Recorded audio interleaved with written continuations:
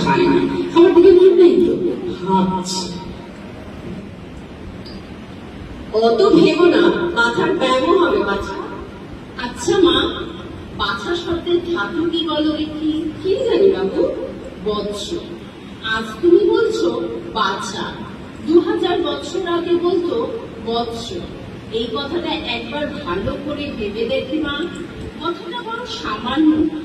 এ কথা যতই ভাববে ততই ভাবনা শেষ হবে না। যে ভাবনা শেষ হয় না, এখন ভাবনার দরকার কি বাবা? ভাবনা তো তোর চিরকাল থাকবে, ভাবছে শুধু হয়ে। লক্ষ্মী আমার, একবার ও। কি বললি মা? লক্ষ্মী? কি আশ্চর্য! এককালে লক্ষ্মী বলতে দেবী বিশেষকে বোঝাতো, পরে লক্ষ্মীর গুণ অনুসারে সুশীলা স্ত্রীলোককে লক্ষ্মী বলত। কালক্রমে দেখো পুরুষের প্রতিও লক্ষ্মীর শব্দের প্রয়োগ হচ্ছে। একবার ভেবে দেখো মা, আস্তে আস্তে ভাষার কেমন পরিবর্তন হয়। ভাবলে আশ্চর্য হতে হবে। আমার কি আর ভাবনা নেই নুরু? আচ্ছা, তুই তো এত ভাবিস, তুই বল দেখি, উপস্থিত কাজ, উপস্থিত ভাবনা ছেড়ে কি এইসব বাজে ভাবনা নিয়ে থাকা ভালো? সকল ভাবনারই তো সময় আছে। এই কথাটা বড় গুরুতর মা, আমি হঠাৎ এর উত্তর দিতে পারবো না। এটা কিছুদিন ভাবতে হবে, ভেবে পরে বলবো। আমি যে কথাই বলি তোর ভাবনাটাতে কেবল বেড়েই ওঠে, কিছুতেই আর কমে না। কাজ নেই বাবু, আমি আর কাউকে পাঠিয়ে না।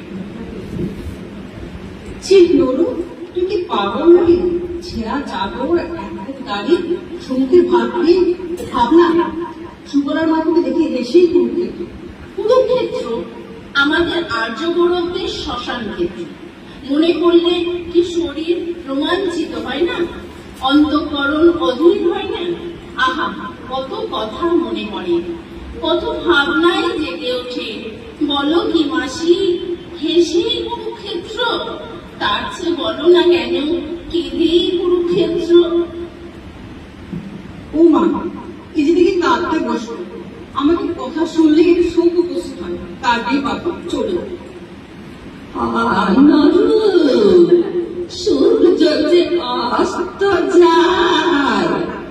ছি দিদিমা, সূর্য তো অস্ত যায় না, পৃথিবী উল্টে যায়। রসো, আমি তোমাকে বুঝিয়ে দিচ্ছি।